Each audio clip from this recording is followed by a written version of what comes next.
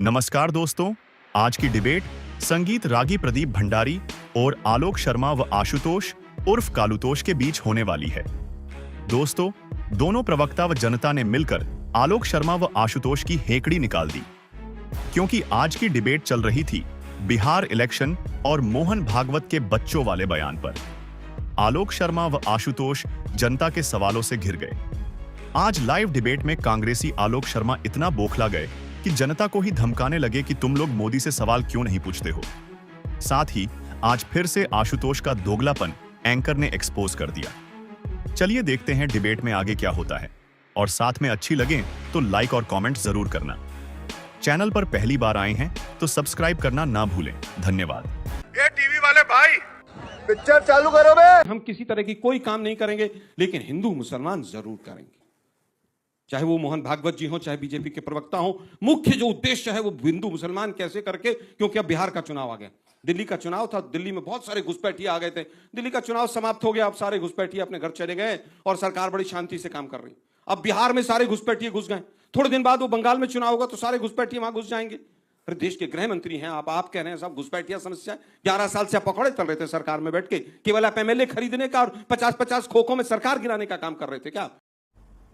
गजब टूबीबाज आदमी। Election commission को अपना पिट्ठू बनाकर आप बिहार के चुनाव को घुसपैठियों के नाम पर हिंदू मुसलमान में बांटना चाहते हैं। ये मोहन भागवत जी का बहुत गंदा प्रयास है।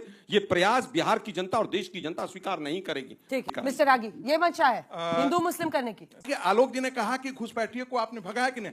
आपने इस प्रकार का घटिया कानून लाया क्योंकि मुसलमान बांग्लादेशी घुसपैठ की आपके वोट बैंक हुआ करते थे। आप ही के पार्टी देवकांत बरुआ ने कहा था अली और कुली के सहारे हम आसाम के अंदर शासन करते हैं। ये आपने तो उनको बसा करके इस देश में पाकिस्तानी और बांग्लादेशी पॉकेट्स खड़ा कर दिए, और आज आप कहते हैं कि पकौड़े तल रहे हैं।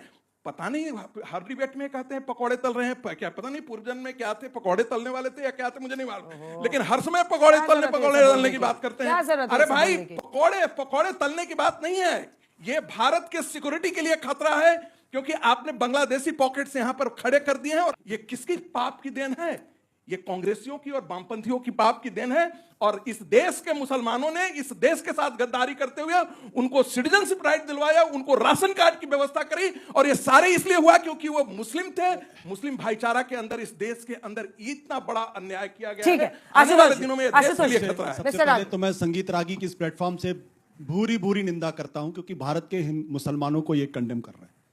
पता नहीं कौन सा संगठन है, कहां पढ़ाते मुझे नहीं मालूम।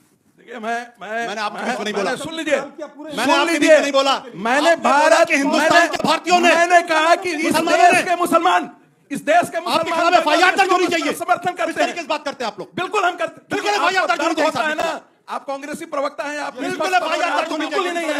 आप बिल्कुल निष्पक्ष पत्रकार नहीं है। आप कांग्रेस के प्रवक्ता हैं। आपको दर्द क्यों हो रहा है?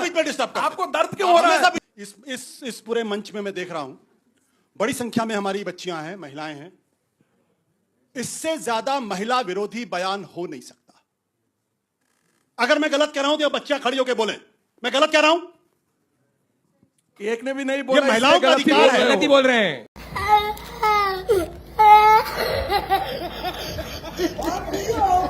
गलत कोई नहीं बोल रहा है। कोई नहीं बोल रहा है। नहीं बोला आपने। बार-बार पूछ रहे हो। प्रॉब्लम क्या है आपकी? प्रॉब्लम क्या है?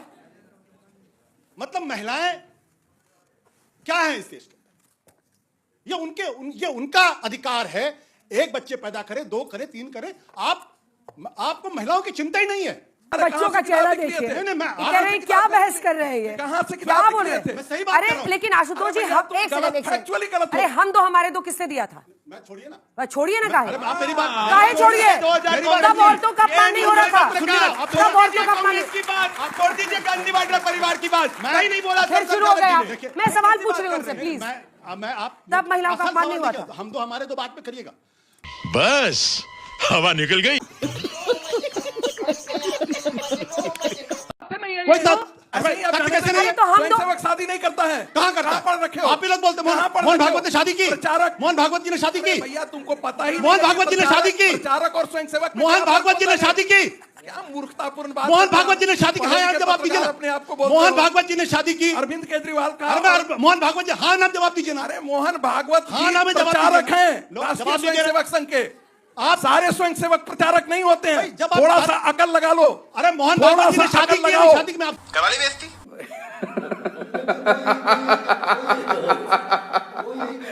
भारतीयों की चिंता नहीं है इनको, पूरा करने दिया। भारतीयों की चिंता नहीं है। अरे भाई, मुसलमान भी इस देश का भारतीय है, क्रिश्चियन भी इस देश का भारतीय है, बुद्ध भी इस देश का भारतीय। ये भारत सिर्फ हिंदुओं का नहीं है।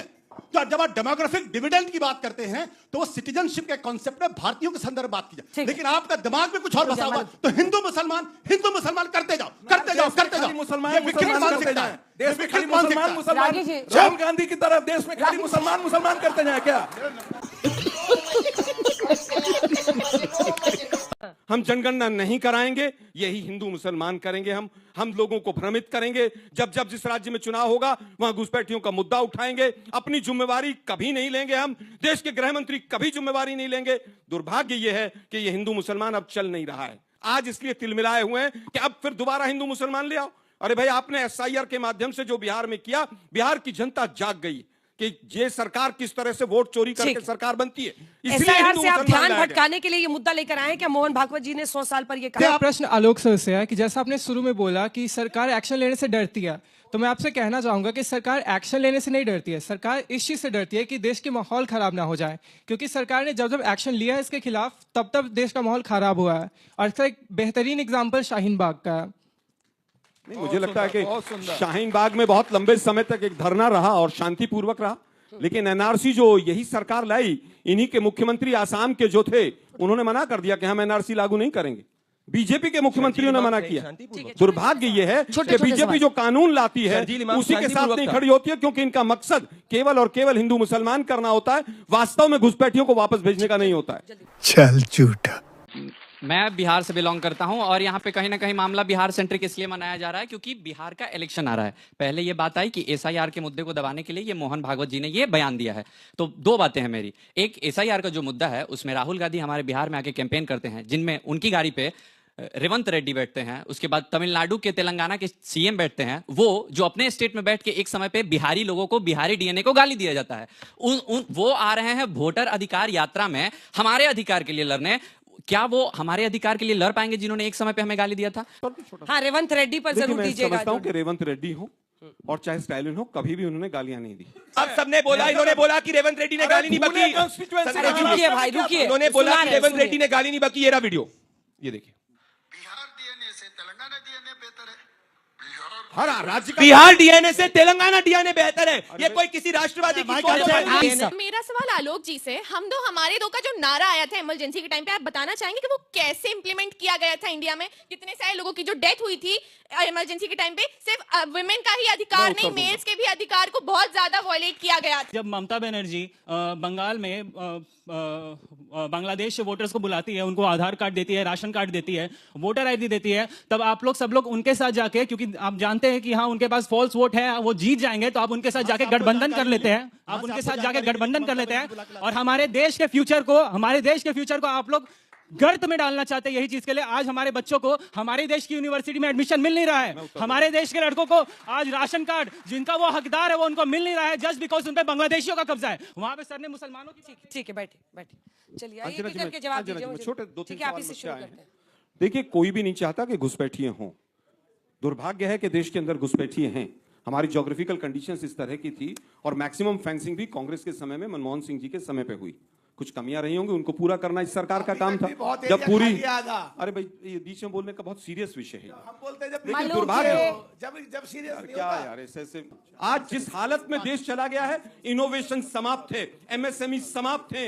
आज 1 करोड़ लोगों का रोजगार जा रहा है। 50% का टैरिफ मोदी जी ने हमारे यहाँ पर चिपका दिया। इस साथ एक बच्चे ने एक बहुत अच्छी बात कही कि वो हमारे अधिकारों पर। आज मैं कहना चाहता हूं, जब बेड़ियां और हथकड़ियां लगकर आई थी बच्चों को, युवाओं को, तब मोदी जी कहां थे?